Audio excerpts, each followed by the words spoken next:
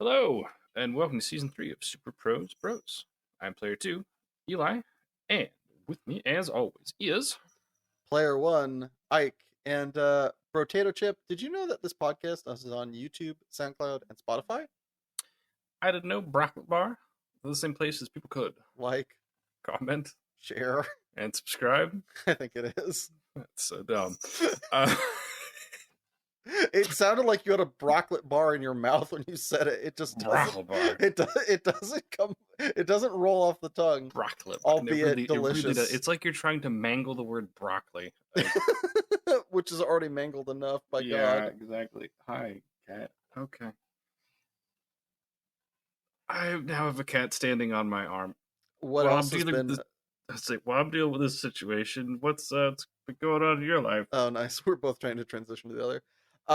So I think this has been talked about on the podcast at some point, that since I moved to Los Angeles in April of 2021, shortly after real life Magic events got to start getting back in the swing of things, and I started attending them pretty early on. I think at the end of 2021, they started doing team tournaments, which I am a huge fan of, and have taken part in all but like I think one maybe of the team tournaments here in Los Angeles. And up until I guess 2 weeks ago, I was undefeated isn't quite right, but I had always prized, I'd always cashed these tournaments, which was an impressive feat. I think it was like 10 or 11 consecutive hits.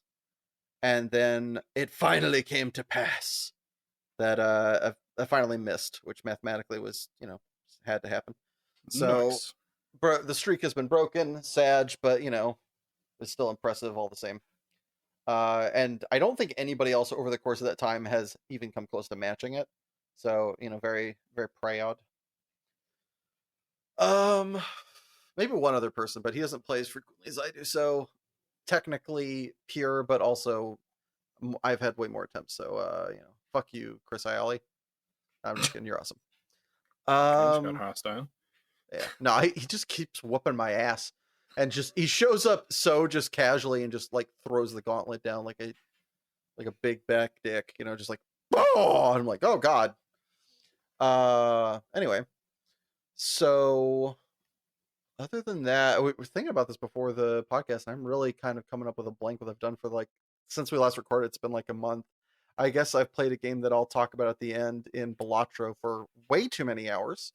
Yes, that's where your last month has gone. It's yes, that's virtual poker table. That's probably true. So much fun. The dollar per hour. How many hours do you have on it at this point? I mean, so I think this is slightly inflated because I believe multiple days I kind of just left this open. You just left it running, sure. But even then, it's still 75 hours. I mean, even if you credit 15 of that to AFK time. Yeah, still a lot. Yeah. It's still more than I do a week of work. It's a lot of time, buddy. Yeah, it's not a little. So I've been doing that. I think I've kind of played it out, but I mean, at $15, even if it was 60 hours, that rate is very acceptable to me. It is like a quarter an hour, and you have loved your time with it. Yeah, it's been fantastic. It's so much fun, and I'm sure I'll come back around to it. Something that I decided to do recently was over.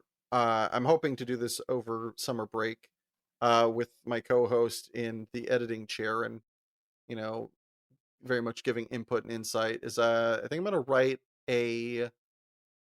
something approaching a memoir in a bunch of short vignettes, talking about my times as an educator, my times as a gambler, my times as a dealer, and my times as a Magic player, and all the absurd occurrences that have happened over such a time.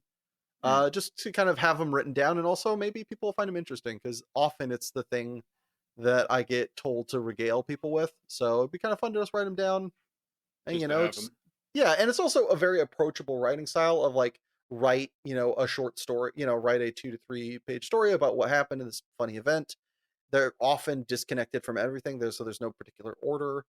And there's a couple of these that I've read over the years, and I've really enjoyed them. There was one by this rap artist Watsky from the Bay Area. He did one that's, I think the longest one's like maybe 8 pages, and they're not in a particular order, and they tell of some interesting moments in his life, and they're really really fun. It was a great read. So, even though it's likely to go nowhere, I think it'd be kind of fun to write it down, especially with my co-host telling me that's not how English is written. And what about this Those aren't the story? words you want. Yeah, which is often one of my biggest detriments in talking, let alone writing. Um, so yeah, I mean, then I've got an upcoming. This is discussed because it's in February, but I've got an upcoming pro tour that I believe when this one gets released, I will be flying out to actually crash on my co-host's couch for a night and then spend a week in Seattle just being a huge nerd shut-in. So it's gonna be awesome. Are you free from the It's, cat? Can you now say the words now that I the mean, claw is into your she's no temple? longer balancing on my arm. She's just in my lap for the time being. Best you She can do. has no chill. So the fuck have I done this month? Not a ton. Um, A lot I of Path of Exile. yeah, last week so much Path of Exile. So much Path of Exile. It's uncomfortable. um, yeah, last weekend there is whenever there is a new league for Path of Exile, oftentimes I will meet up with a buddy and we will kind of go ape shit for about 4 days and live like fucking degenerates. It's not good. It is very unhealthy. I ended up I ended up breaking out the old tankard, Isaac, and This I is made the like a Muggo Hurt. oh yeah, the tankard o terror. That giant ceramic 72-ounce stein that I have. Yeah, I put like 40 ounces of amaretto sour into that thing. Oh yeah, Friday night I was a bit drunk. It's, it's great. Um, so done that. I don't know. Otherwise, it's kind of the standard like go to work. Um, occasionally do the whole like trying to put myself out there and meet people. I went and had drinks with somebody also goes by Eli, which was kind of funny. Um, so, Be like the I old, be like the version 2 of that old yeah, Nickelodeon show, exactly. Pete and Pete, Eli and Eli. Yeah, exactly. Um, but I mean, otherwise, nothing, nothing too exceptional. My cats got super excited at the giant box that my new mediocre couch came in. It's not great, but it's better.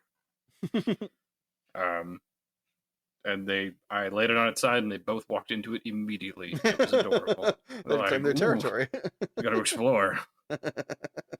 Um, yeah, so it's been fine, and here we are. And here we are. And what we talking about today, bro? What's the subject of today?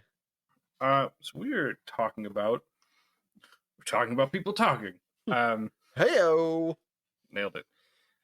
We are going to talk about monologues. It's there is something great about a well given, well delivered monologue. It gives somebody a chance to show off with their spoken word. It gives like and it's there are some people who can just nail a terrific spiel and give it the kind of emotional weight and gravitas that you want. It damn some hit hard. Um, so we just thought we would compile a terrific list and just kind of share why some of them we may read verbatim. A lot of them will just explain why we love them in context and why they stand out to us. And as I'm looking at this, some of them people might quibble aren't technically monologues. There's somebody else occasionally adding in a word, to which I respond, "Fuck you, this is our show." And Way, way to delegate. yeah. Way to play diplomacy.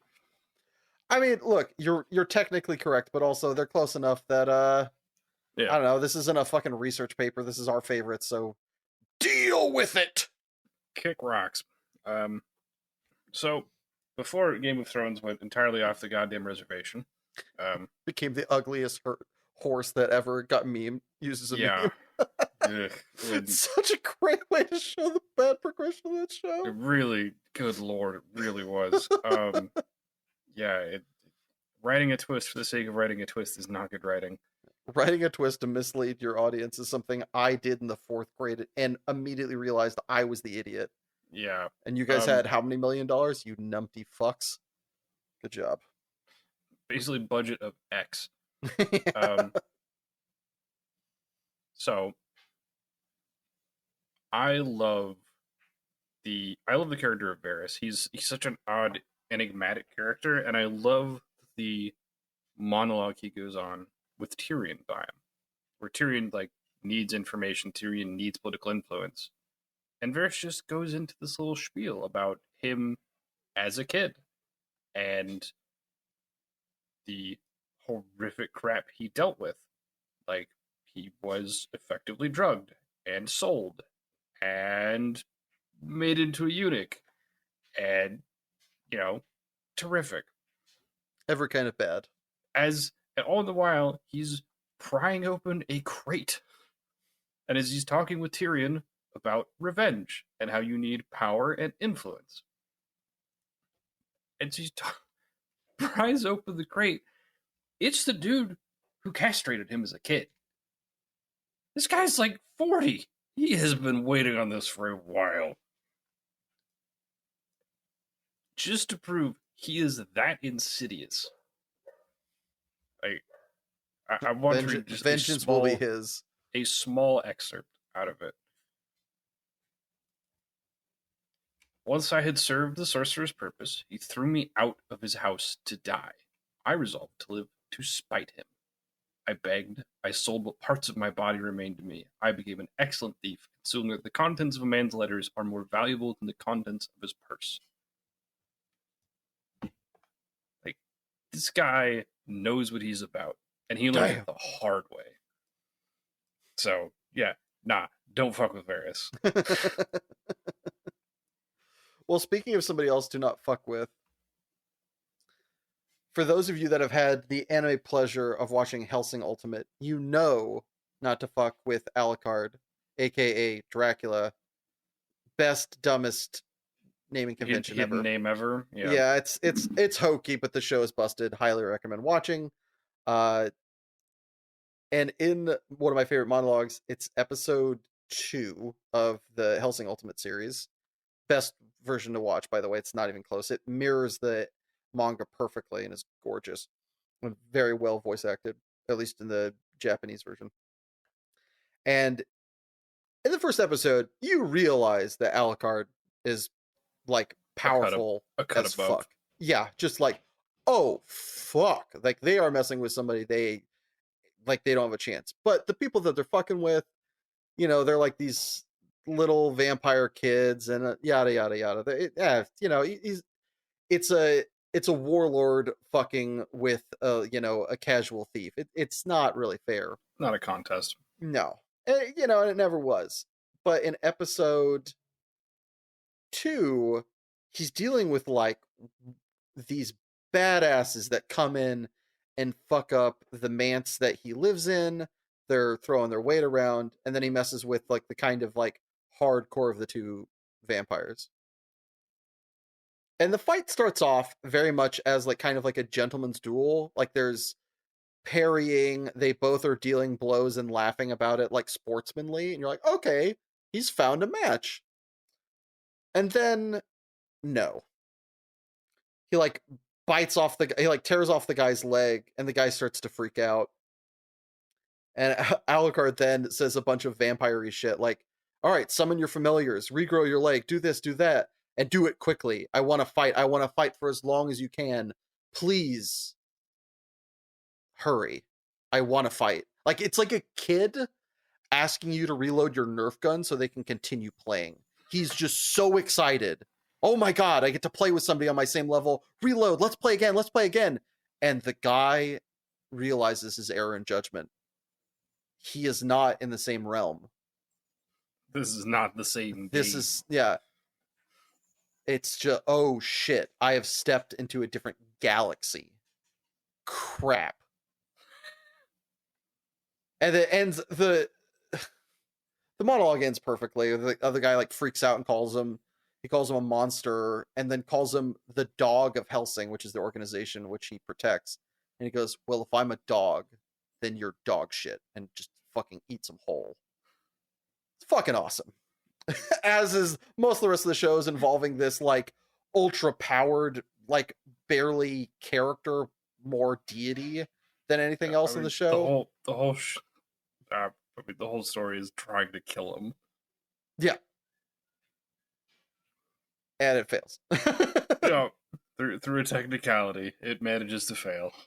Yeah, it's great. Yeah, I think there's a line out of the second book of The Expanse Mm-hmm. where Captain Holden, there's the giant fucking marine for like Martian marine. Mm-hmm. I just blanked on her name, but like they basically meet her, and he asks his buddies like, could you kill her? And he's like, I'm what you would call a a talented amateur. She's a professional. It ain't the same game. Like this guy's like, no. There's a great quote from a shit movie called Hotel Artemis, I think. Is that what I'm thinking Okay. of? Let me double check. Yes, Hotel Artemis. Great cast, shit movie. It's got it. To be fair, it doesn't take itself too seriously, so I'll give it a Yeah. little bit of leniency. But at one point, there's characters talking about. One of the characters is this like super rich guy, and he's trying to pay one mercenary to kill the other mercenary. What he doesn't realize is they have history. In fact, used to date. But he goes, "Hey, I'll pay you. You deal with her." And they just both look at each other and look back at him and laugh. He goes, I work in this business. She is this business. Business. And later on gets a little bit of an example of showing it where she kills like 12 guys with a broken bottle. But like the movie is kind of mediocre in that it doesn't really get to show much beyond that, but it is pretty fucking rad. But No. yeah, very much of like, oh, you think you're hot shit? It's like, you are a gas like oven. I am the sun. Like we are not. We both provide heat, but in a much It is not different safe. capacity. Yeah. Yeah, he's talking to Amos. That's the name. He's talking to Amos about Bobby. I had to look it up because I was pissed. I was thinking Omar. Like that is not his name. God damn it. All right. Well, to switch over, Moving what over. you got All right. next? We have gushed always about everything everywhere all at once. The movie is phenomenal.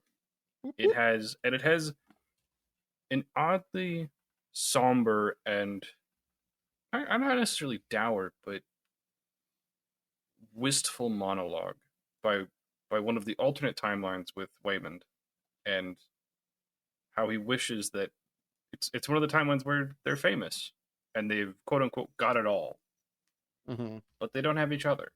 Yeah. And just in another life, I would have been happy doing laundry and paying taxes with you. Yeah. And it's this stark reminder that kind of like life is what you make of it, Mm-hmm. and that money and power and fame isn't what everybody wants. And it's never what Waymond wanted. He just wanted his family. Yeah. And it stands out as such an oddly jarring and simple kind of request in this otherwise outlandish, bombastic, and larger than life movie that's kind of happening around it. Where you've got people beating each other with dildos and becoming a rock with googly eyes and shit. Like, it's such an odd, somber note that it stands out so well. It's great. So next up, we have the first scene. It's far less low key, subtle, and serene as the last entry. It's the first scene from the Last of Us television show where Dr. Newman, played by, as I know him best, the silly brother from the Mummy series, talks on a late night TV show, what looks to be like, I don't know, it's supposed to be like the 50s, I feel like. Okay. And they're asking about what is the greatest threat to mankind. And the first person, and as it is correct, arguably, and very time sensitively correct, talks about a pandemic, as this show came out just after the COVID. coronavirus scare. That seems pertinent, and like, he is like, he does say it is scary.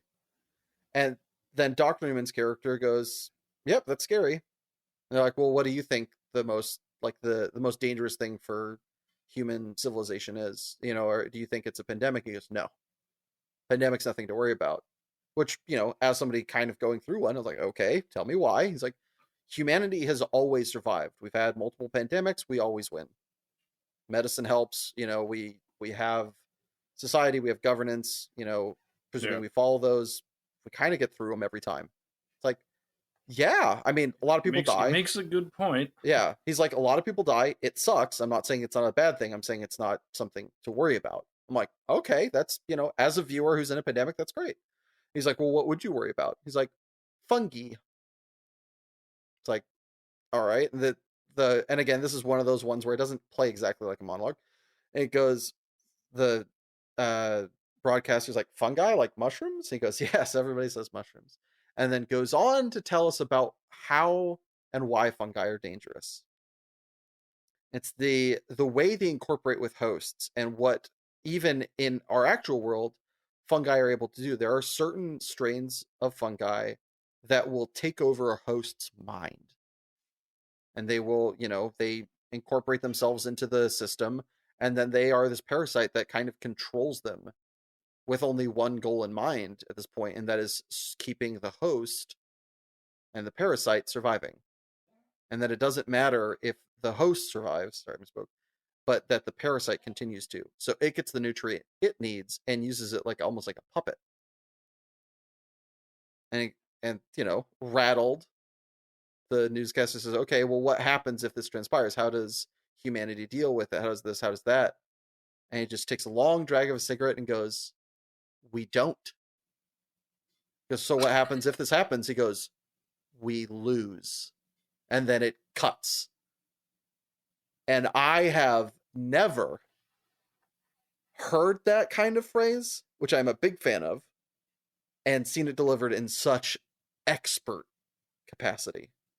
Because so much of our diatribes are optimistic on how we overcome and how this and how that. And the reality is, as a human being and just society in general, there are things that are going to transpire where it's over. Good game. Damn, we had a good run. There are certain apocalyptic level events that, sans luck, we're gonna die. And to hear it said so frankly and so majestically, big fan. Man, I need to watch this show. Just watch the intro at the very least. I've also just heard the show is very, very good. So. I've heard the show is very good. I also need to watch it. I watched the first episode and I was like, yeah, it's pretty good. I don't know why. It was fine. It definitely wasn't bad enough for me to not continue watching. I just, like, I don't know. Fair. One of other things. But yeah, definitely watch the intro, and almost all of these are going to be included in the show. So please click down below and enjoy these as we have. Anyway, next up, what do we got? It's been memed on a lot, but the bit from Taken where Liam Neeson is on the phone with the kidnappers, and he gives them the out. I will not pursue you. I will not chase you. Like, basically, I'll let you walk away, but if you don't, I will find you and I will kill you. There is just, he says it so matter of fact, and the people on the end of the phone believe it's bluster, Yeah. and that he's posturing it. Nah, this is just, do I need to put on my fucking coat and shoes? Like, let's be clear, this is what's gonna happen. And as much as that is memed on, the delivery Liam Neeson gives it is actually really it's good. A banger. It's an absolute banger. And it sets up, it sets up the context for the entire film that you're about to watch. It's like, this is what's happening. Like, this is what this guy used to do. This is what he did in a past life, and he's breaking out the old credentials. Get on board. Like, yeah, The funny thing to me about all this, looking back, he Yeah. doesn't really care about his daughter's friend at that moment. no, He's would like, yeah, drop whatever, her. take the other bitch. I don't give a shit. Yeah, no. He just asks for his daughter to be safe, which, I mean, to be fair, he does save his daughter's friend by accident, but Yeah. like, very okay, just her being gone. On such callous military notes, we have Yeah. my next entry, which is the opening scene to Full Metal Jacket, courtesy of Sergeant Hartman, played by Lee. Is it Lee Ermey? Is that his name? Oh, I need to look now. R. Lee Ermey, who was in fact a drill sergeant during, I don't know if it's during Vietnam, but he was a drill sergeant in the Corps, and this is the little bit of like, it's not shitty, it's just kind of like, yeah, it's probably the way it works, is he was brought on as a consultant. There was another person that was playing the drill sergeant who also had been in the military and was doing everything that was asked of him by the director. Mm-hmm. And Arlie Ermey was like, I can do better. Apropos of nothing, made a tape of himself doing it the way he thought it would be better. And Stanley Kubrick fired the other guy.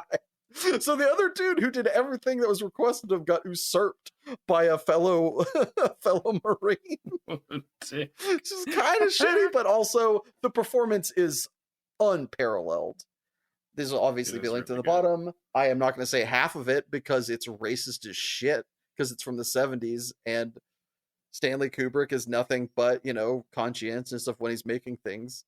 There's a line at one point, it's, I don't care if you're list 10 expletives for race, I will treat you equally as shitty in my Corps. And then proceeds to walk up to a black guy and tell him he's going to be disappointed because they don't serve fried chicken and watermelon. It's like, God damn it. But talking to people that were back then, or still, going through military boot camp, they're like, yeah, it's not that inaccurate. Or if they were from back then, dead accurate. It's like, and it's awesome. It's 10 minutes of a drill sergeant going bananas on everybody. He's an equal opportunity offender. Yeah. Who the fuck said that? What little cocksucker just signed his own death warrant? Was it you? Where are you from? Texas, sir. Texas? I didn't know they stacked shit that high. You trying to take an inch off me? Just fucking.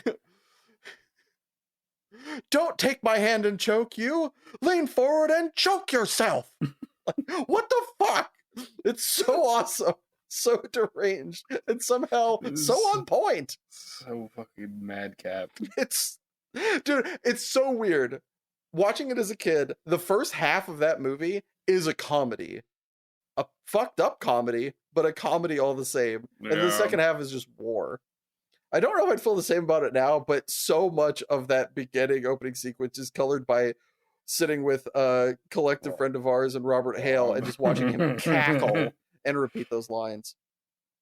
Oh, fucking man. Rob. Well, before we get we cannot go down that rabbit hole. Yeah, what you got up next? So Assassination Classroom, despite its name, is a terrific show, and it's weirdly delightful, despite the fact that the entire point of the show is that they're supposed to kill their teacher, who is this bizarre yellow octopus alien thing. Anyways, at one point there's this really shitty, snobby kid who has been given everything. He's super smart, and life has been handed to him on a silver platter. And Koro-sensei humiliates this kid. Just fucking reads him the riot act, tears him down a few pegs. Basically, quickly gives him the memo that, yeah, you're not all that. And his rationale is that he did not value what he had. He did not appreciate how important how how benefited he is and how gifted he is because he never failed. He didn't appreciate the value of his gift and his intellect because he had never lost. Mm-hmm. And he points out the difference between the the prodigy and the master is that the masters failed more times, or the master and the novice. The master has failed more times than the novice has tried. Mm-hmm. Basically, you need to be able to fail to be great. You need to be able to lose and still appreciate doing what you're doing. It's such a great idea too, and it's something you hear from a lot of like coaches of this idea of like to be good at something you need to like know what losing is so that it's not this like you're not running away from this fear. Like the Yeah, reason for you winning isn't to avoid this feeling that you've never had, but rather that knowing it allows you to accept it and it molds you into like a more powerful and full being. yeah. Like yeah. It's a very. I hate that I'm about to quote Rocky, but the whole thing of like it's not about how hard you can But get get hit. hit. It's about can you get back up. Yep. Not how hard you get. It's hard you can get hit. It's that kind of sentiment where it's like you need to be able to take an L and not lose your shit and crumble. Like, and Well, not only especially that, but like taking the L, it's kind of like in a weird way, it's kind of like how sequoias get bigger by the areas around them being burned and clearing out the underbrush, and also themselves being destroyed to a small degree. You know, you don't make muscle without part of making muscle is tearing, right? yep, it's ripping fibers. Yeah.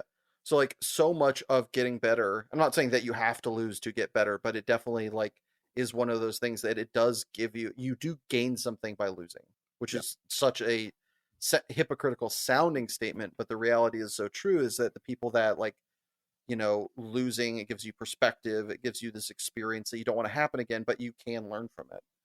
Famously, and there are ways that you can pick this apart, but famously, Chuck Liddell never lost the same fight twice. Every time he faced the person the second time, he won. Like he did lose a lot, to be fair, but he never lost twice to the same person in a row. He always the second time beat them, and part of it was fought a guy, and he didn't always lose and then win the second time. He did win plenty of the times the first time, but a lot of the matchups he would lose, come back, learn, and win because you get information when you lose. You get information from experiences, even if they don't go the way you had hoped. Yeah. So this next one isn't information you ever want to learn or experience you As ever want to be in. this is a rough one. As much as the way he is now is not my cup of tea, Will Smith's Fresh Prince of Bel-Air was a banger, not only comedically, but also in a storytelling format.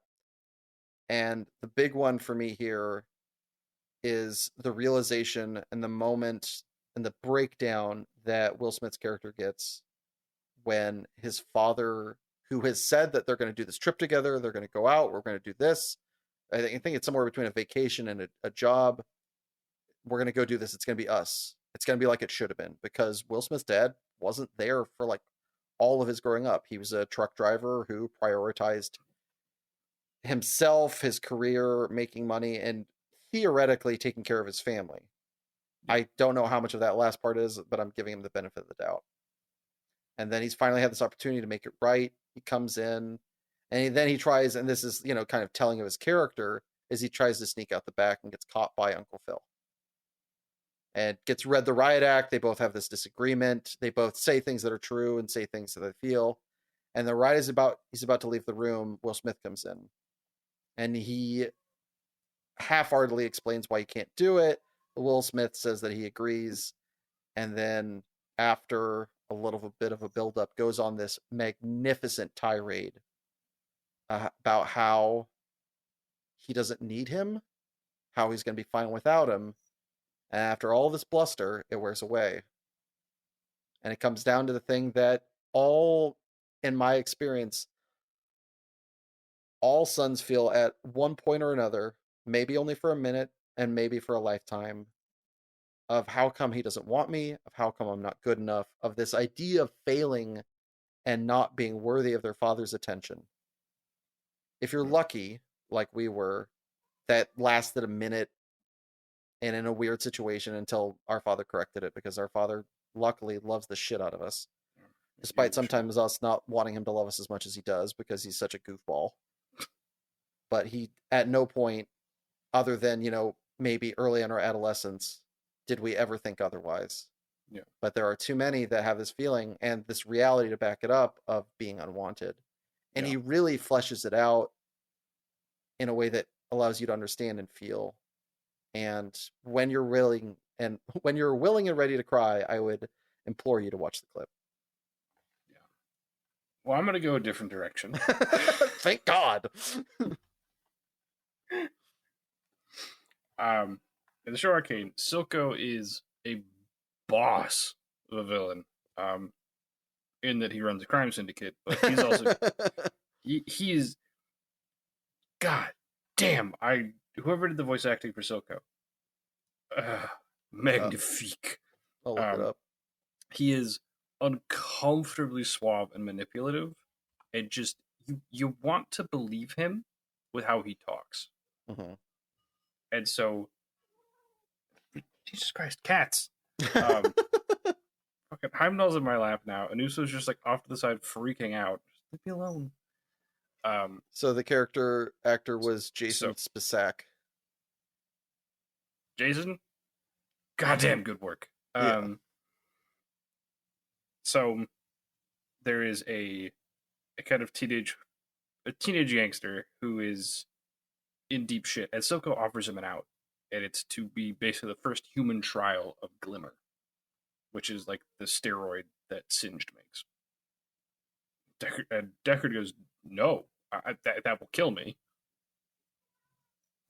And Silco he doesn't force it. Do you know who has power?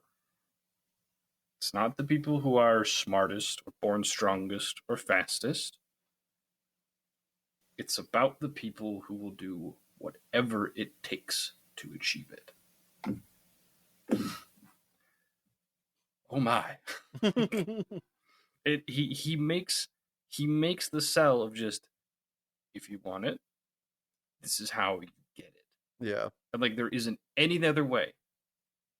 And he passes over the vial, knowing the kid will take it. It's like, oh my God.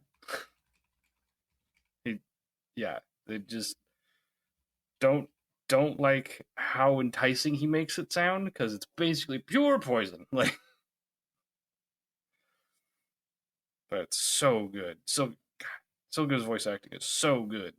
I'm a little sad for what happens to him, but that I don't get to hear more of his dope dialogue. Anyways, moving on. What's your next? So moving on, we've got another one of those shows that started off really great, and then as time went on, got a little long in the tooth.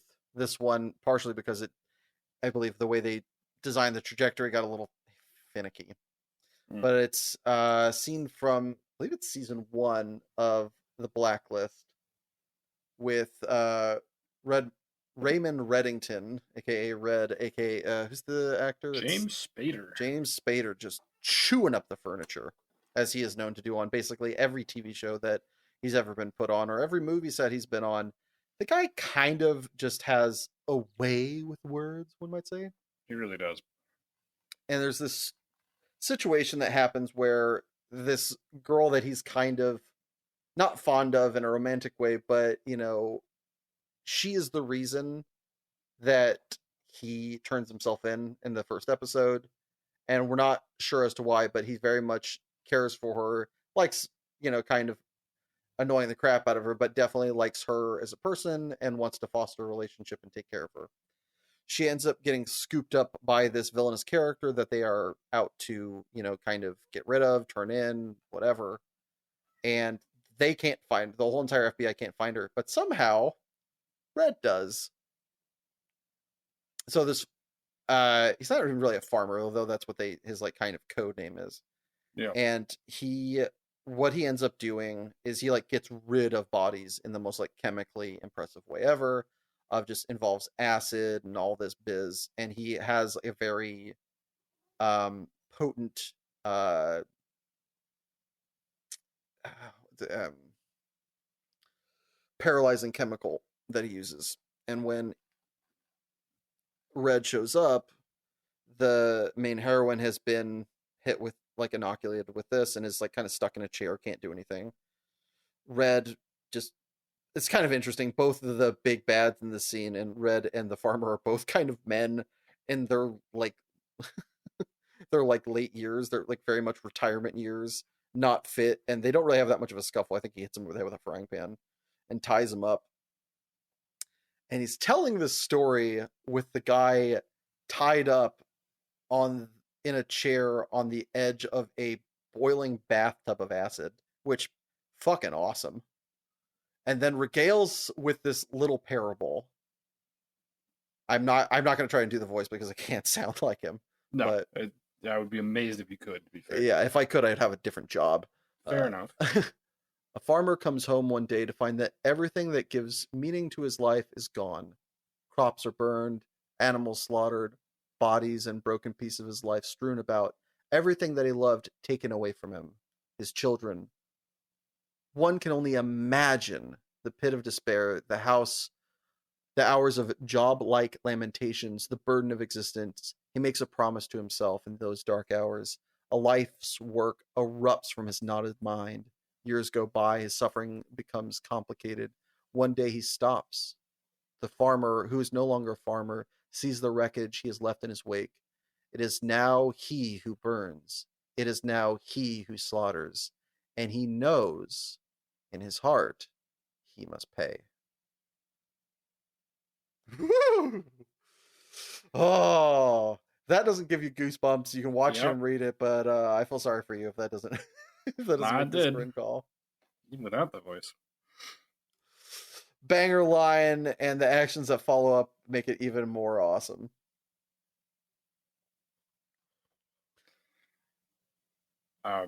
So next one, I will not be able to deliver with the same fucking gusto as it was delivered on the show. If you did, Because my ears would explode. yeah, also my neighbors would probably be like, "The fuck are you doing?" So the show Network, there is a tirade that the newscaster goes on. I'm mad as hell, and I'm not gonna take it anymore. And he's angry. There's so much propaganda, basically, that everyone's supposed to be afraid of everyone, that things are terrible and they're getting worse, and that it's all bad. It's all bad, and I'm mad as hell, and I'm not gonna take it anymore. And you don't have to be afraid. And it's hard to fix things, and we don't know how to do it right now. But first, you've got to get mad. You've got to get up. You've got to go to your window. You've got to yank it open and shout, "I'm mad as hell, and I'm not gonna take it anymore." And he just keeps going, and he ends up getting up. You've got to get up. He gets out of the fucking chair, walks behind the new, like, away from the desk. He's And walking into the background. yeah, he's like walking into like the rest of the fucking studio, and Yeah. they're like, "You follow with the camera," and he's just, "I'm mad as hell, and I'm not gonna take it anymore, and you've got to get up," and just You've and got so to get mad. yeah, and it keeps panning to people around the country, and they're like, "Are people doing it?" And it's this trickle where one person does it, and then another, and then another, and another, and another, and it's this crazy sweeping thing. And in the studio, you've got management, and they're checking, and they're getting calls where people are opening their windows and shouting out into the evening, "I'm mad as hell, and I'm not going to take it anymore." And just this kind of like pressure being released where everyone realizes they're on the same page. They're not the only one who thinks like this. They're not the only one that feels like this. Everyone else is mad as hell, and they're not going to take it anymore. And it's a weirdly invigorating scene, and unfortunately, there's still a lot of parallels with what he talks about information being fed to you that makes you feel miserable. That still way too readily applies to today. Yeah. It came out in like fucking 1982. I think it's old. Yeah. But yeah, so it's just it is a terrific kind of motivational call to action that again feels far too real. Yeah, 1976. Yep. 50 years. I mean, the other thing that kind of makes it on the point for a little bit of background information is he is doing a call to action. He cares about the people, and he cares about the world he's in and the way things are going. And the people in the background care about how many people are watching it. Yeah. And it's this dichotomy, this parallel of person and big business, and how they are so far pointed in opposite directions that they can't see each other. Yeah. And kind of inspired, I think, by that quote, my next one is from the opening, I think it's like 10 minutes of Newsroom by Aaron Sorkin, wherein we're started off with yet another famous newscaster, great, loved public figure as Howard Beale is in Network, and he's doing this like whatever college tour thing, and they're at some university. He's alongside a Republican and a Democratic pundit, and they're just taking questions from people in the audience. And the sorority girl walks up and asks, "What would you say makes the greatest country? What would you say makes America the greatest country in the world?" And the Republican says the most Republican sounding shit. I don't say that all Republicans believe that, because I know Republicans that are smarter than this, or freedom, freedom, and freedom. Yeah, freedom, freedom, and freedom, and let's keep it that way. Vote for me as president in 2028. Like, shut the fuck up. And then the Democrat says something that I find, as a left-leaning person, less reprehensible, but also just cloying and stupid. It's a sound bite. They're both sound bites, and they're both just like, ugh.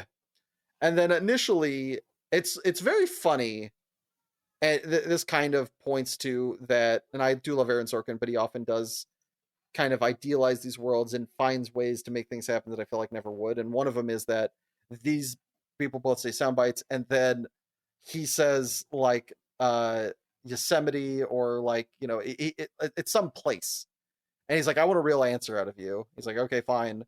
The Declaration of Independence and the Bill of Rights, I think, or something like that. A bit of a soundbite, but he explores it a little bit more. And the moderator doesn't take it, which is laughable to me, because he took freedom, freedom, and freedom. But he's like, he explains his logic. It's not good enough, which is weird.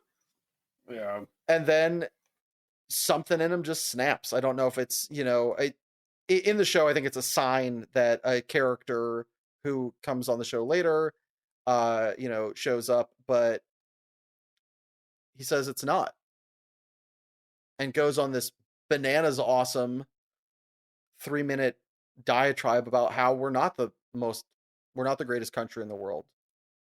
And it is truly amazing. It got a ass fucking of play, but it really is a great indictment from an American about America, and I really do appreciate and enjoy it, and very much of, we could be better, just like my co-host's mad as hell thing. We can be better. We need to be informed. We need to make better decisions. We need to look at the right things, but we can be better. Yeah. We're just not there right now. I also just love him turning directly at the Republican guy and saying, "Belgium has freedom." Belgium has freedom. Like, we're the greatest at 3 things in the world. The number one amount of Americans that believe angels are real. I'm trying to remember what the second one is. Rate of obesity. Oh, the rate of obesity. Although I don't think that's actually technically true. I think Mexico has this beat, which is funny. And then the last one is defense spending, where we spend more than the next 25 countries combined. 20-ish are allies, but that is accurate. That is dead on accurate. Alarming. We spend stupid money on defense, which, given the way we position ourselves in the world, arguments for that either which way. But those are the 3 things that we are, ipso facto, the best things at in the world. And that's not wrong. Yep. And the sentiment on both of these, I think, is like what speaks to us, is that, look, this country is good. It's not the best, like we like to say, but it could be, and we can make it better. If we do want to make it the best, we can. Yep. Now, to get to cartoony. Yeah, to make it a little less real. I I we love The Incredibles. Early Just a lot. Pixar, absolute banger. First Incredibles, one of the best superheroes movies ever made. Busted. Absolutely busted. And the reveal of Syndrome for who he is great. I am your biggest fan. After all, I am your biggest fan. That's, buddy, my name is not Buddy. It's not incredible either. That ship has sailed. Not incredible. And just for him to go off and just be like, this is what you made me. You rejected me. I wanted to help. I was only trying to help. And but it's like, and instead he turned his ridiculous mechanical genius into making weapons instead of potentially doing God knows what, and the potential that could have gone a totally different direction if he hadn't been rejected. Yep.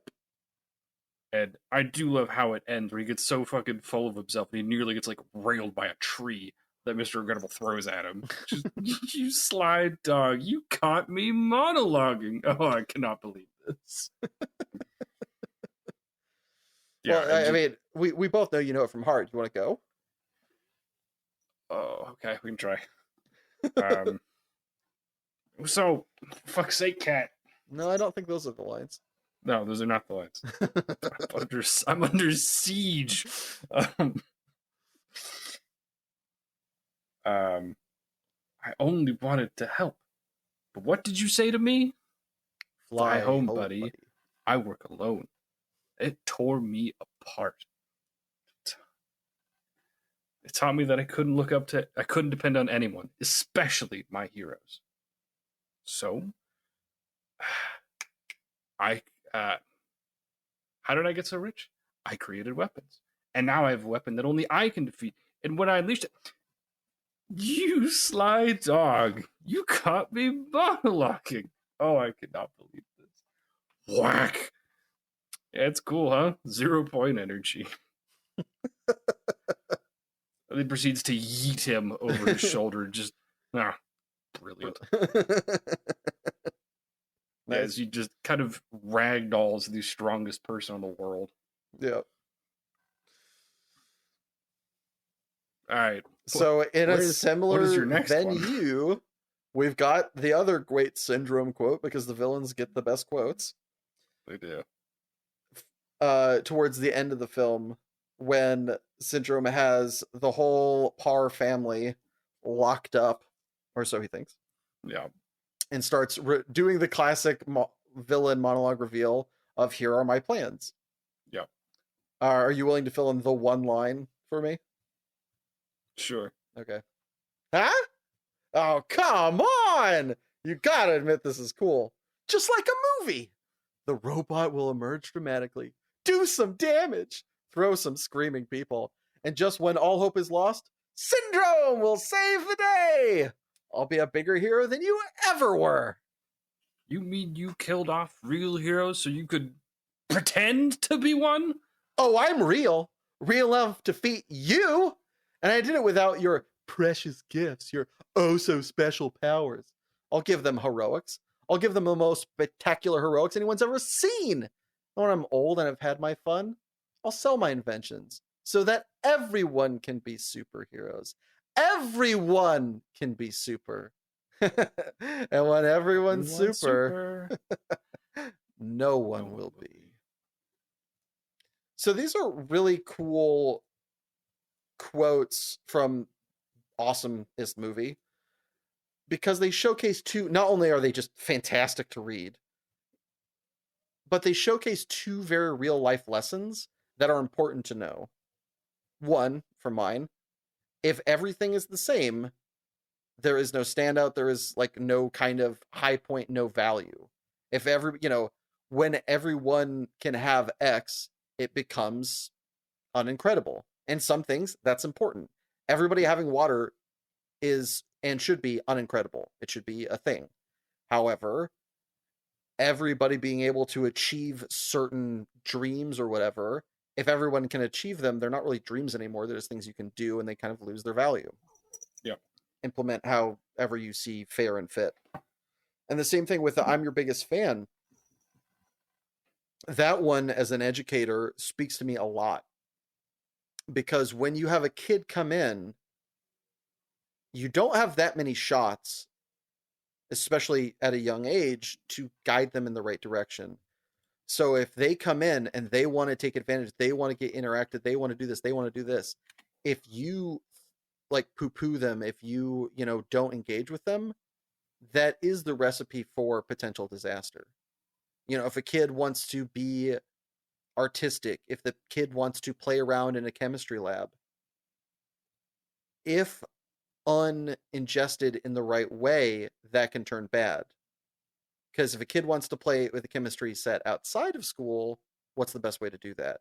If a kid wants to do these, play paintball outside of a certain situation, what's the next best opportunity?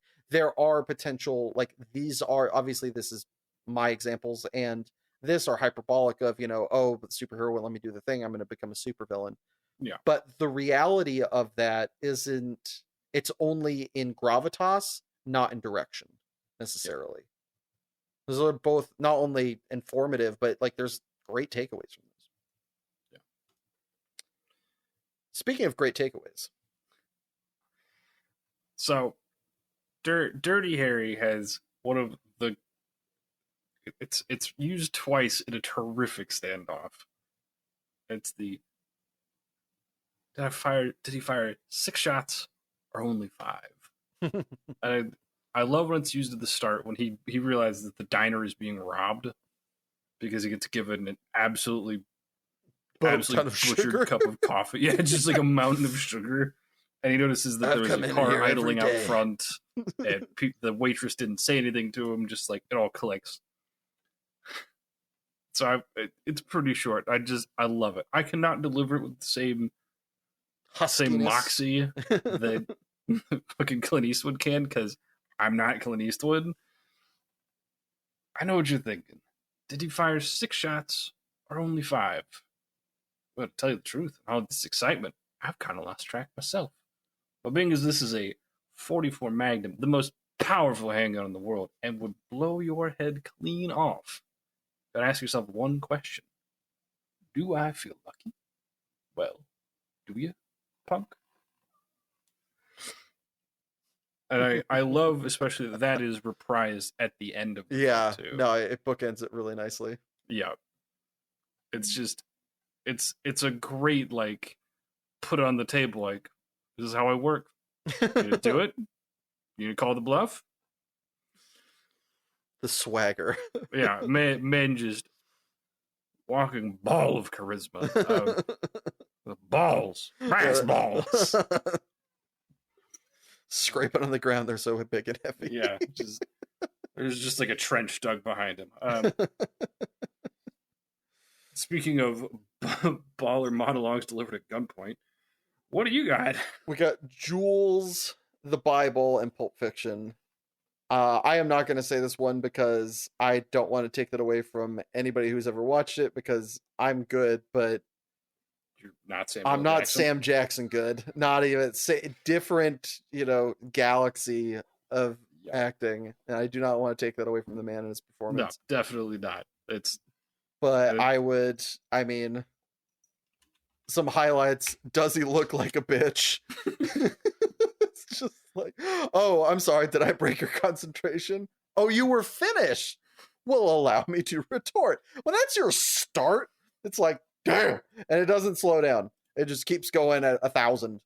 And it's, I mean, I would argue definitely as a writer, one of the kings of dialogue is Quentin Tarantino, and this was him at his earliest and just arguably best. Yeah, I mean, his later stuff is great, but this is just such a banger. I think in part too, because of who's delivering it. Yeah. If Sam Jackson speak English and what? That is a tasty burger. Just awesome all the way down. Again, included in the description. Please watch it if you already haven't. It's so good. Speaking of actors that only they could deliver the line, although I'd love to hear you try. I'm going to. Hell yeah. I have to look this. I had to look this one up. I knew about half of it. I mean, it's a lot to remember. It's a lot. it's really hard. A lot of alliteration. Oh, it's tremendous. The writers had a goddamn field day. V for Vendetta has arguably the most baller character introduction with V himself. Because god damn, it's just it's so cool. Like spoil the rod, whack. Like he's so nonchalant, and the fact that you never get to see any kind of facial expression arguably makes him cooler, which is a very peculiar phenomenon. Yeah. But I love when Evie asks, "Who are you?" And instead of just giving a polite response, we get this. Voila!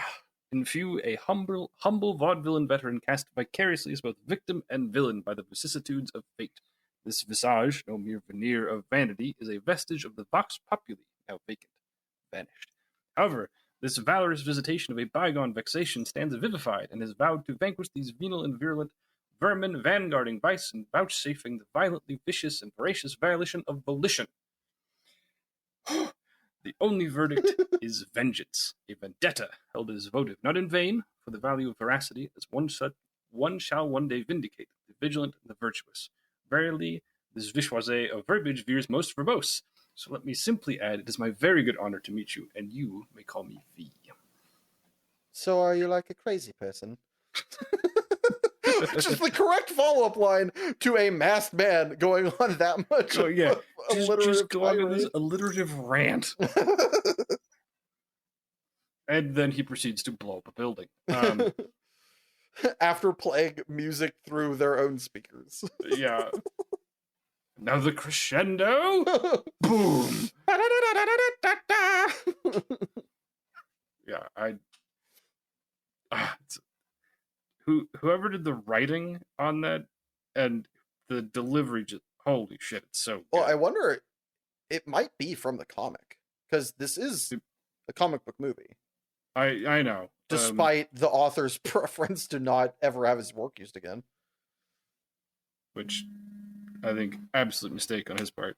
Yeah, also there's a lot of other mistakes on his part. The guy's a lovely loon who has done luscious artwork, but he's made some terrific graphic novels. He is a bit crazy. Yeah.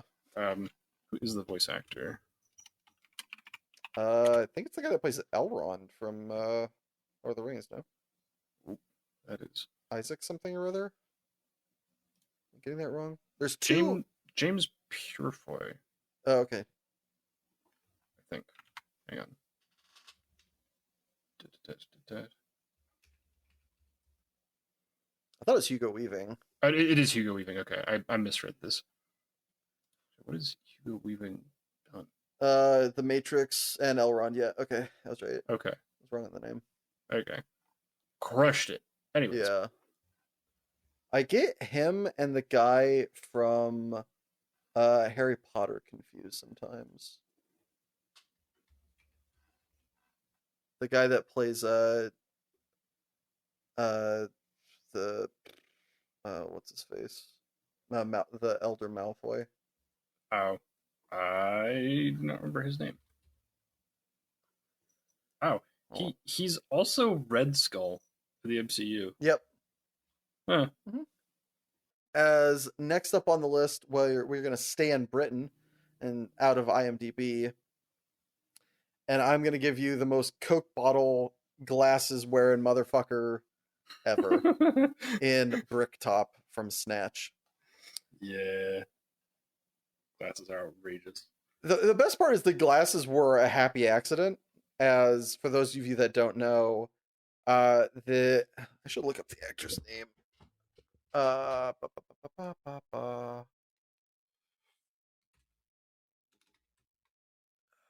Such an underappreciated, just lovely actor, and also apparently like a lovely as shit guy.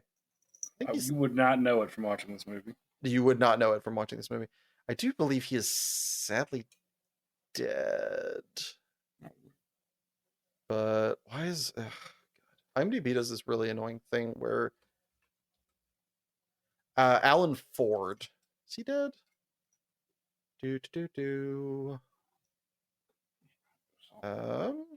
Wait, is he not? No, cool, he's still alive. Awesome. Yeah. Alan Ford's awesome.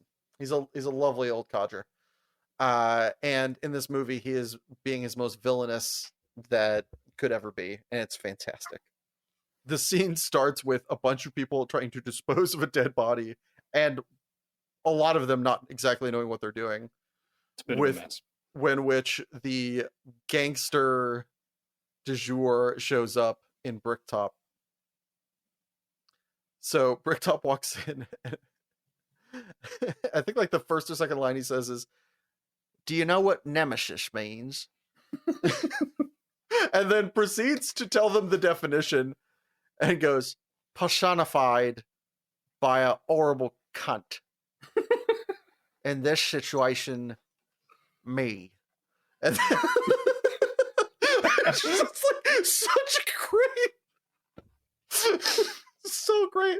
And then goes on to tell them about the way that you can get rid of a dead body with pigs, and just, which ends with, Hence "As the hungry as a pig." pig. It's like so awesome.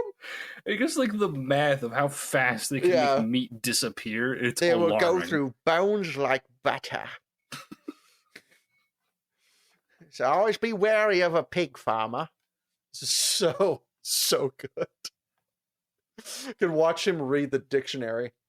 Back to my back to my earlier point. The reason Alan Ford got this gig was he, at the time, and I believe now still does, have contacts. However, he lost them, and so he had like an old standby of these like thick as fuck like 50s glasses. I was like, all right, There's well, some fucking BCGs. dude, they could stop a bullet if he needed them to. He takes those, went in for the audition, and at the end, or at the end or the beginning, said, "Sorry, I'm wearing these glasses. I just lost my contacts. I'm getting new ones." To it, Guy Ritchie said, "Fuck no, you're not. You're wearing those motherfuckers right there. That is the top-notch selling point, and that's what he wears in the movie, even though, had better glasses at home." Excellent. What you got up next, Bros Kinkowski? Uh, Arguably my favorite monologue of ever. In part, it's so well given, and in part because it does such a good job of representing uh, a therapist, and it is the second interaction that Robin Williams has with young Matt Damon, and they go to a park, and it's so Robin Williams is kind of content for a minute to sit quietly, and Will, being the cocky little shit he is like, you like swans? Is it kind of a fetish? We need to talk about it. And Robin Williams just goes, I thought a lot about what you said about my painting, and you know, and then I stayed up half the night thinking about what you said, and then I realized something, and I fell into a deep sleep, and I haven't thought about you since. So, oh well, thank you. You know what? Do you know what I figured out? No, you're just a kid, and you haven't the faintest idea of what you're talking about. Oh, thank you. It's not your fault. It's like, so when and he goes through this list of things that you don't appreciate without experience, because you've never been out of Boston. So, and if I talk to you about art, you could tell me everything about Michelangelo, his life's work, political aspirations, sexual orientation, everything. But you don't know what it smells like in the Sistine Chapel. You don't know what it's like to look up at that ceiling. And he just keeps hitting categories where there's a difference between being a spectator and having lived it. And it gets more and more personal. I talk to you about women. Give me a list of your favorites. Maybe even gotten laid a few times. Like, you don't know what it's like to look at someone and feel like God put an angel on earth for you, and what it's like to be that person's angel.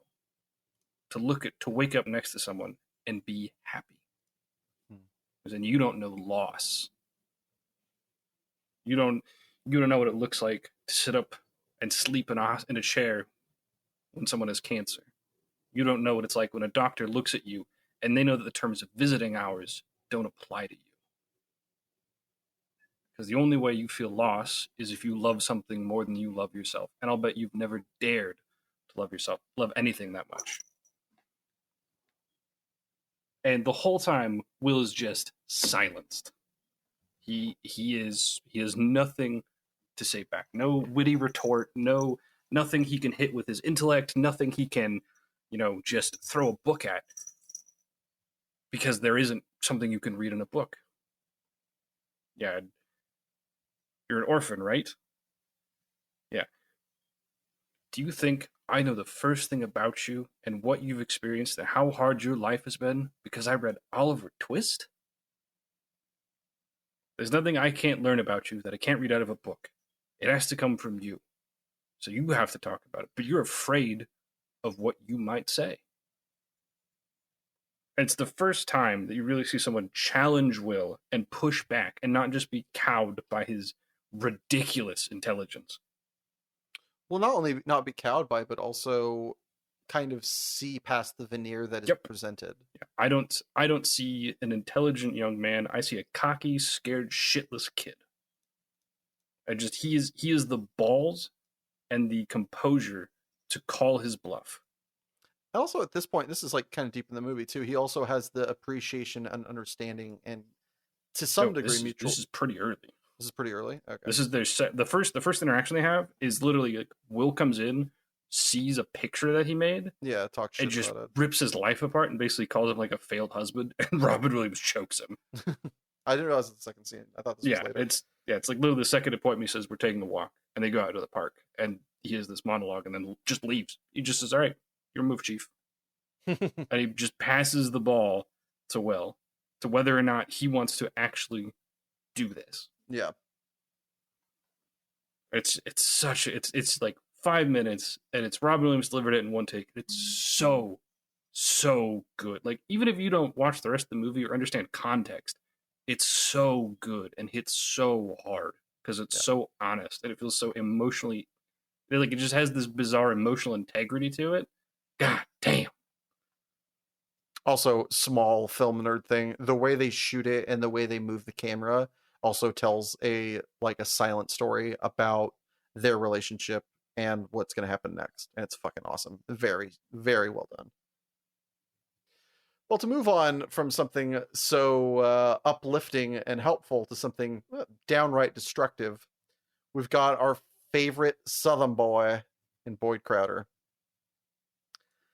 Yep. We could do a whole entire episode, and very well may do a whole entire episode at one point if we exhaust all the resources, on all our favorite Boyd Crowder quotes, because that's at least an hour. However, this one is my favorite straight up literal monologue, and it comes at the beginning of an episode. This is how the episode starts, right before the theme song kicks in. And it's this old man wakes up, turns on a light to see Boyd Crowder sitting opposite him. And that's where it begins. Boyd Crowder holds a gun that the old man has reached into his drawer for. You looking for this? Disposing of murder victims for money? Well, that leaves a bad taste in a Christian's mouth. Small town don't run on a 24-hour news cycle. Small town never forgets. Now, word's gonna burn through these hills and hollows like wildfire. The people of Harlan County, rich and poor, will marvel at your debasement and venality. They will spit venom when they speak your name, and they will take your suicide as the last act of a coward. Now your reputation is ruined, your good word worthless, but death will not be the end of your suffering. For generations, your children and your children's children will have a mark against their name, and that will be your legacy. God damn. Right? And then shoots him in the head. Yeah. And then cut to... What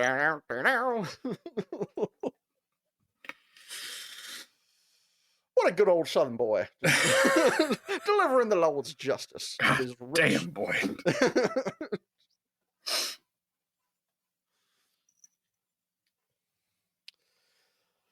So my last entry for this is a bit from Mr. Robot from the second season. where where Elliot is going to group therapy. He is there as a fucking passenger. He thinks it's hocus pocus. It's like basically a religious counselor and so people confessing what they did, and a guy goes on a spiel about how he got angry at someone for basically for being polite. He just beat the shit out of him because they're a foreigner, and because he didn't like it. He didn't like them talking to him like that, and remorse. And so the lady running the group says, "Oh, God will help make things right. God will make it better." And Elliot, high as shit, no inhibitions. That man is back on morphine. He is high as a kite, and he just looks over and goes, "Is that what God does? He helps." And he launches into this diatribe of why religion is bullshit. A first category talks about like wars and the crimes and the atrocities done in the name of God. We don't want to talk about that? Fine. Sits a little straighter and then goes into the like horrible things that parishioners or like practitioners will do behind closed doors, like the fact that the Catholic Church raped a bunch of boys. Oh, we don't want to bring up that either? Fine. And he just keeps going. And then his ultimate point is that religion is used as basically a drug to keep people stunted, to keep them emotionally vulnerable, to make them weak, and put the dog on a collar. That it makes people stupid. They're looking to God for help, and they should be helping themselves. It is, at least I'm honest about my drug use. You all refuse to admit you're addicts. Oof. He slumps back into his chair and then realizes he said all of that out loud. It's like, so his internal monologue kicks back and goes, "Shit, did I just say this?" And he looks around the room and realizes everyone's staring at him. He goes, "Oh shit." He just gets up and runs away from the group. It is I don't necessarily agree with the content. Holy shit, it is a terrific rant. And there is, to be fair, there is some validity in what he says. And that people, there's a lot of undue glamorization of religion, and it is used by too many people to manipulate and subdue and excuse. So but yeah, the delivery by Rami Malek is just so good. And he is so unabashedly confrontational and vindictive and judgmental. He is pissed that people get away with this shit. That there's just so much venom in how he says it. It's so good. So, what would a list be if my brother didn't bring up, wow, I was gonna say you don't have the name written here, fucking Arcane, and what would an episode be if I didn't bring up Adventure Time? So to close this out, to end this list, if you will, is the speech given by the Lich that closes out season 1 thing, or more or less. If it doesn't, it comes really close. And while I'm going to read this, I'm not going to, and I did try to do a bit of a impression of Boyd Crowder. I'm not going to try to do an impression of Ron Perlman because I don't have the voice or the throat for that. No. I haven't chewed enough charcoal in my life. However, here it goes. Fall. You are alone, child. There is only darkness for you, and only death for your people. These ancients are just the beginning. I will command a great and terrible army, and we will sail to 1 billion worlds. We will sail until every light has been extinguished. You are strong, child, but I am beyond strength. I am the end, and I have come for you. Whew. Yeah, I don't like how that makes me feel. Because I could hear it through, because I know what that rant sounds like from Ron Perlman, and I'm just like, no. Yeah.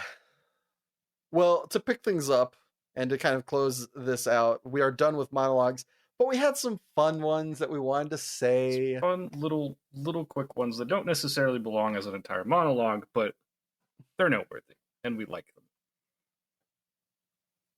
So, mine, to give us an uplifting note, comes from Brooklyn Nine-Nine when Rose has come out as bi and her family turns her out. Captain Holt says, every time someone stands up and says who they are, the world becomes a better and more interesting place for everyone. So, thank you. You've been playing basketball in someone else's hockey rink? Might be my favorite. What the fuck does that even mean? This comes after both Jake the dog, who has been known to be able to anthropomorphize different parts of his body, and Princess Bubblegum, who has not, put their hands behind their back and makes their hands into faces and kiss. And then he says, "You taste different. You've been playing basketball in someone else's hockey rink." Which, for the life of me, I know it's an innuendo for something, but it doesn't make We're a not totally sense. sure what. This is only to be tied with the balloons fulfilling a blood oath to Finn. To the mesosphere! Finally, we can die! I address again, this is a G-rated kid show. I love that I knew that offhand just bringing the word balloons of like, Yeah. I think I know what this is. Yeah, we got you, bro. I got his wallet. Next. As I try, don't get hit when the feels too hard. It's when Zuko gets to meet Iroh after Iroh breaks out of prison. I was never angry with you. I was sad because I was afraid you had lost your way. But you found it again, and you did it by yourself. I'm so happy you found your way here. Aww. That's so sweet. Yeah, I still, for the life of me, I cannot watch that scene and not fucking cry like a bitch. Yep. Like, it just, That means you're watching it right. Yeah. Things that make you cry, but not from the feel goods, but from the laughter. We've got Joel Schumacher. I think it's Joel Schumacher's Batman, where we get the awesome, like the infinite awesome lines from Arnold Schwarzenegger as Mr. Freeze, culminating in, I think, one of my favorite ones, which is, "What killed the dinosaurs? The Ice Age!" Tonight's forecast, a freeze.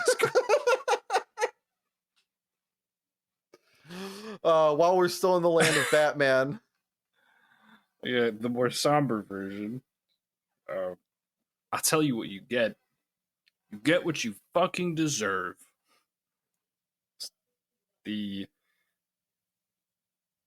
Joaquin. Who's playing the newscaster opposite him, or like the show host opposite him? Robert De Niro. Thank you. It's him having this borderline police confession in front of Robert De Niro. Where he's like, "Yeah, I've killed people," like, and just how society shuns him and weird people like him. Just, this is what you get. It's what you fucking deserve. Then shoots him in the head, as you do on live television. One does. So, the show The Wire is an all-time banger, but our favorite character was that of Omar Little. Rest in peace. Holy crap, I keep forgetting names. Gotta remember. Michael K. Williams, R.I.P. So, the scene comes from, the cops have offered him a like get out of jail free card if he complies and testifies as a witness against a civilian being killed by a gang member, which is very much within his code of ethics. Even though he's not a fan of the police, he also thinks that civilians should be kind of kept out of the, they're not part of this fight. They're not part of the game, Yeah. And so he's on the stand being cross-examined by the defense, and they're kind of trying to make him out as villainous and kind of ruin the reputation of being a believable witness. Yeah. And there's just like, You are a parasite on our society. You take from the drug trade. You are as complicit as them. And all the while, Michael Williams is just kind of looking at him and he goes, just like you, man. He's like, what? He's like, I got the shotgun. You got the briefcase. It's all in the game, though, right?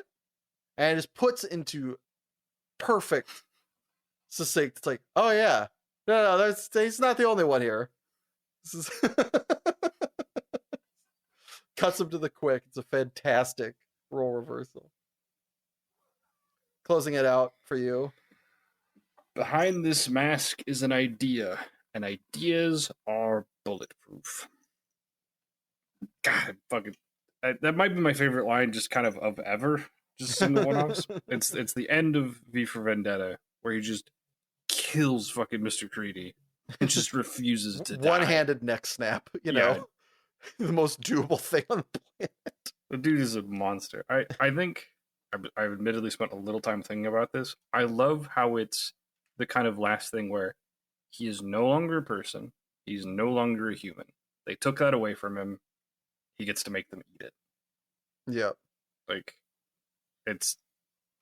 it works on a couple levels, which is really cool. I don't know if that's intentional or not, but it's so good.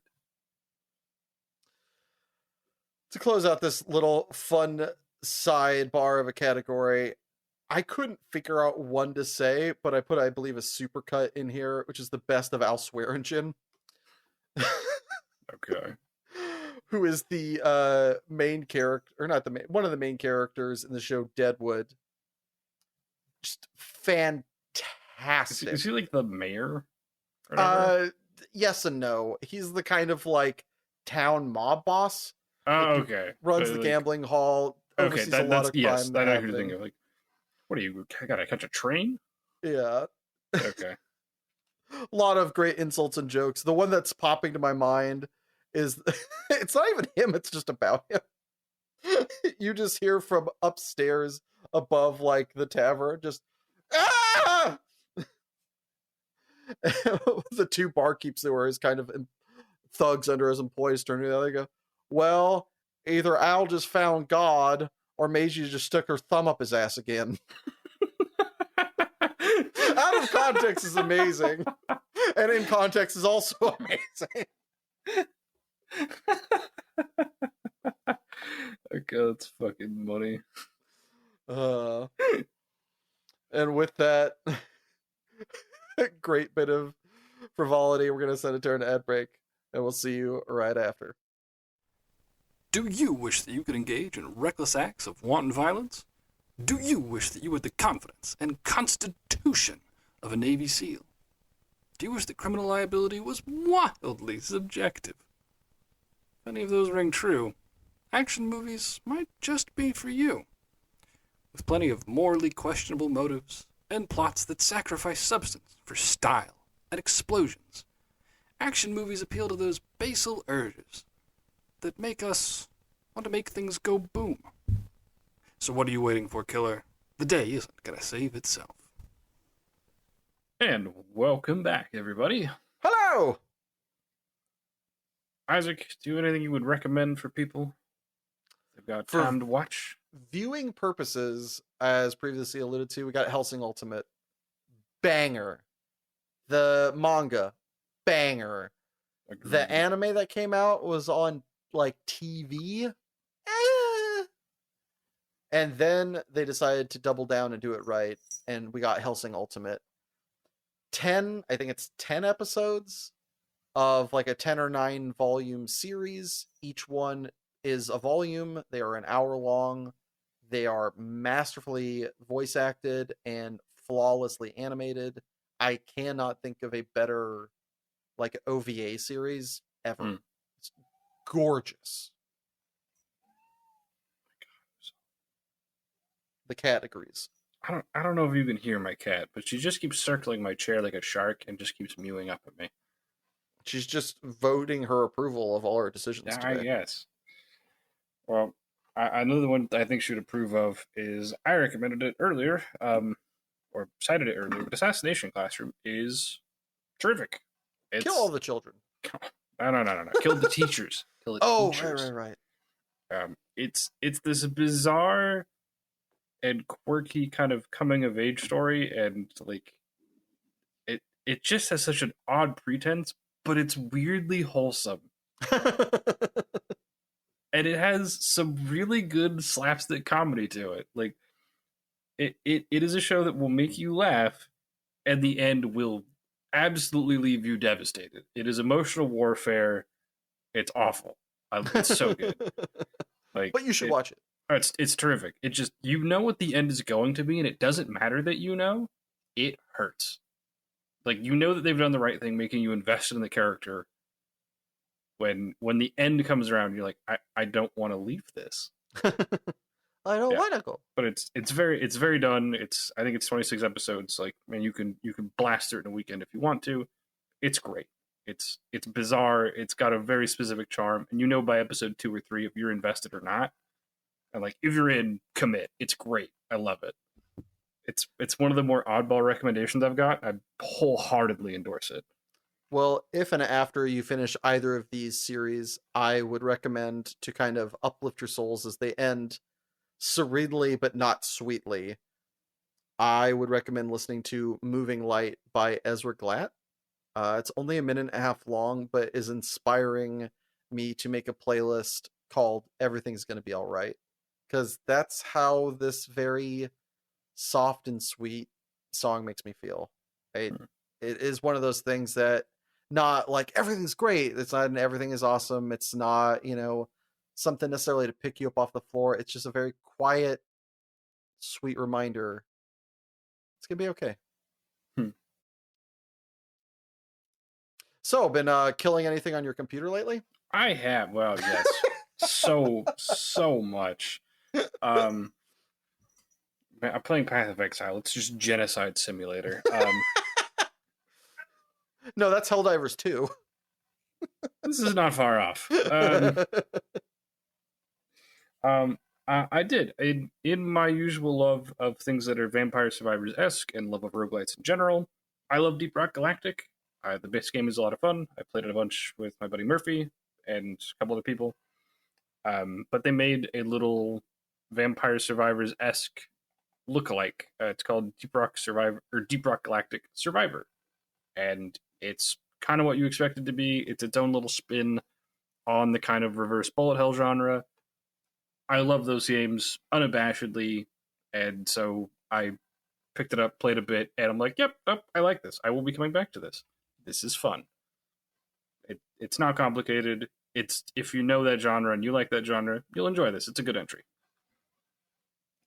So, interestingly enough, I too have a game this week, and I too have a roguelite this week in the previously mentioned and time-sucking Balatro. This is like a perfect game for me. It's a roguelite, and it's got poker involved, which, kind of have a bit of a predilection and a history involving such card games. So if you like playing, casino games, or you like playing video poker, but you don't have that kind of money, or your wife wished you didn't spend it that way, or you don't have the time to pay rent. Yeah. Might I recommend spending $15 and God knows how many hours and not being, $10K in the hole to a loan shark, and just play Balatro. Hopefully soon coming to your phone, and you although can play that would it from still... your own home. Play it in your underwear. It's great. No one will judge you. Yeah. You've done that, haven't you? I don't know what you're talking about. You can't prove anything. No, but I could certainly insinuate. Well, it's so much fun. It's such a great deck building roguelite poker game. The beauty of it is you are supporting one man who had a dream of creating this game and realized it themselves and are crushing it. So if you want to see more things, if you want to see it, hopefully, get to mobile so I can have no good decisions ever made in my life again because I'm staring at the screen, I would recommend buying Balatro for the low price of $15 on Steam. And normally we would be going from here to, the outro. But we are introducing a new clip this week. Care to explain, Broskinkowski? So we we have a terrible propensity for quoting movies at each other. And so we figured it'd be kind of fun to see if we could make a little game and kind of competition of it to have a quip off where we have to we can just kind of cite quips back and forth and quick one-liners back and forth from either a movie or a show. We're going to put 2 minutes on the clock and just kind of see how it goes. You're experiencing this with us for the first time. We'll see. And the subject of our quipdom this week is The Incredibles. And we picked two monologues from Syndrome. It felt very appropriate. All right, you ready? Whenever you are. All right. Honey, where's my super suit? I put it away. You know, I wish sometimes they could just keep the world clean. Like, I just cleaned up this mess. Just let it be for a minute. Superman, they're always trying to tell you their secret identity. Like, I don't care if you're an ultra mega lightning beam. That's all right with me. I'm good. Yeah, I got time. We look like bad guys. Incompetent bad guys. I am just getting a drink of water. You misquoted that one. Huh? All right, go. I'm thirsty. Oh, I'm thirsty. I'm just getting a drink. No capes. Chinchillas disagree with you. They got you. You were going so fast. You got away with it? Henry Ridinger. She'd eat if we were having Tony Loaf. It's a good thing you stopped just then. I'd almost have to cut your... Shouldn't you be getting ready?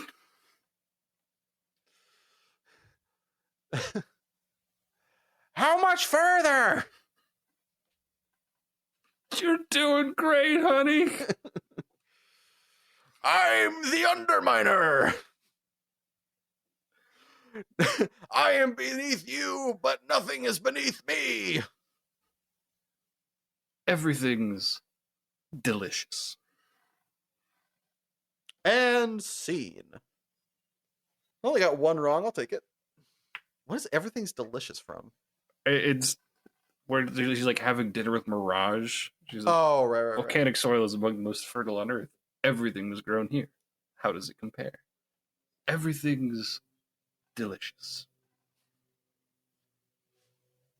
God, why do I know this? Well, as he ponders that and we come to the end of our episode, thank you for tuning in, folks. And if you enjoyed this, please feel free to Like, comment, share, and subscribe. but don't forget, new episodes of Super Pros Bros come out the first and third Saturday of every month. Bye.